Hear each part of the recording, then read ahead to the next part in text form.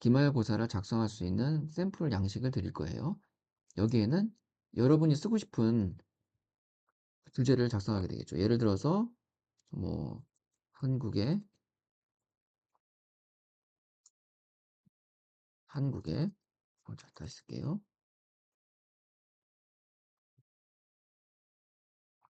여기에 여러분의 주제를 작성하게 됩니다. 한국의 고교 학점 제도가 진학에 미치는 진학에 주는 함이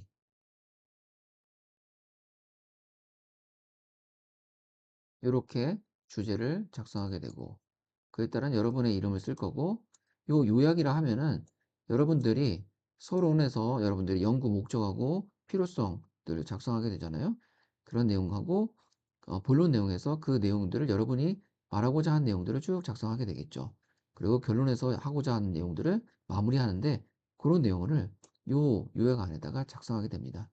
한 그렇게 많이 쓸 필요까지는 없고 여러분들이 연구 목적 필요성을 작성하고 그래서 어떤 연구 방법을 사용했고 그래서 그에 따른 연구 결과가 어떻다라고 간단히 요약을 하게 됩니다. 그리고 여기 주제어라고 했을 때는 키워드를 한 5가지 이내로 작성하게 되는데요. 여러분들이 성찰 일기를 쓸 때 키워드 작성법에 대해서 배웠을 겁니다. 많이 활용을 했었죠. 뭐 고교학점제, 고교학점제, 그리고 뭐 내신, 그리고 수능, 뭐 이런 식으로 여러분들이 이 글을 쓸 때 필요했던 키워드들을 작성하게 됩니다. 서론에서는 이 중간 제목이라고 하는데 연구의 목적, 연구의 필요성을 작성한다거나 아니면 여러분들이 직접 이 글을 쓰게 된 내용에 대해서 본론을 직접 작성하게도 됩니다.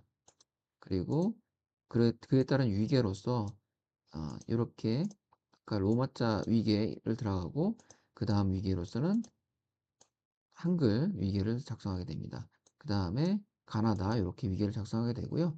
이런 부분들은 글자 폰트, 포인트 사이즈를 확인해 주시고 아마 이렇게 요걸 13포인트를 사용했으면 요걸 12포인트, 요걸 10포인트 이렇게 포인트에도 차별을 뒀으니까 여러분들은 이런 양식에 맞춰서 그 양식을 최대한 활용하시면 됩니다.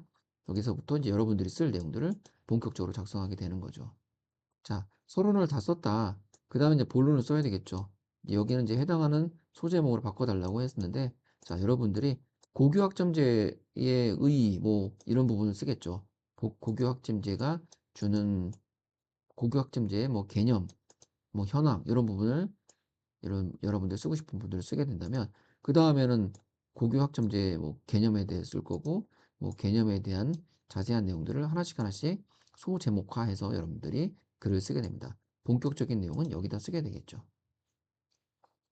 네, 이렇게 여러분들 쓰고 날 때, 내가 쓰다 보면은 현황을 표로 작성하고 싶다 하면 이렇게 표를 이용해서 사용하게 되는데, 여러분에게 표를 쓰는 방법도 이렇게 양식을 통해서 요걸 변형해서 쓰라고 제시를 했고요. 여러분이 이렇게 구분을 쓴다고 쓰고 해당되는 내용을 쓰고 했을 때 이렇게 표 제목을 쓰게 되고 밑에는 출처를 쓰게 됩니다. 그리고 표를 다 썼을 때 이 표 내용에 대해서는 이걸 그대로 여러분들이 사용하시면 되는데 마우스 우측을 누르면 개체 속성에서 이렇게 옆에 캡션에 보면 이렇게 캡션을 위쪽으로 글을 쓸 수 있게끔 설정이 되어 있습니다. 즉, 이 내용이 이 표 내용에 대해서 쓸 수 있게끔 제시가 된 건데요. 여러분이 뭐 굳이 변경시킬 필요는 없고 이 내용을 붙여쓰기, 카피 앤 페스트로 사용하시면 됩니다. 여기다 표 제목을 쓰고 표는 우리가 서론이면은 여기가 로마자가 1이 되겠죠. 여기 본론이니까 2가 된 거고 첫 번째, 두 번째, 세 번째 이런 식으로 순서대로 제시를 하면 됩니다. 요 출처에 대한 부분은 요 저자 어디서 여러분들이 가져온 내용들 여기다 썼겠죠. 그럼 그 저자 이름을 쓰고 그 몇 년도 된 내용 그 출판 연도를 쓰게 되고 요거는 페이지입니다. 어느 페이지에서 가져왔다라고 작성하는 요 1년에 요런 양식이 있으니까 표를 작성할 땐 요렇게 활용하시면 됩니다. 그 다음에 그림. 여러분이 또 그림도 가져와서 사용할 수가 있는데 그림도 마찬가지입니다. 그림도 요 양식을 여러분들이 이용하시면 되는데 마찬가지로 마우스 오른쪽으로 한번 눌러 보겠습니다. 개체 속성에 들어가면 옆에 캡션에 들어가면 요 캡션에서 밑에 쪽에다가 글을 쓸 수 있게끔 되어 있거든요. 그게 바로 그림에 대한 내용입니다. 이것도 지금 현재 본론에 해당되는 게 두 번째에 해당되기 때문에 로마자 2 거기에서 첫 번째에 해당되는 그림이기 때문에 첫 번째 1이라고 쓴 거고 그다음부터 두 번째, 세 번째, 네 번째 이렇게 변형해서 사용할 수 있습니다. 그리고 그림에 대한 제목을 쓰고 이것도 마찬가지로 출처를 그림을 어디서 가져왔냐에 따라서 출처를 작성하게 되는데 아까 위에 표와 동일한 내용으로 방식으로 작성하게 됩니다.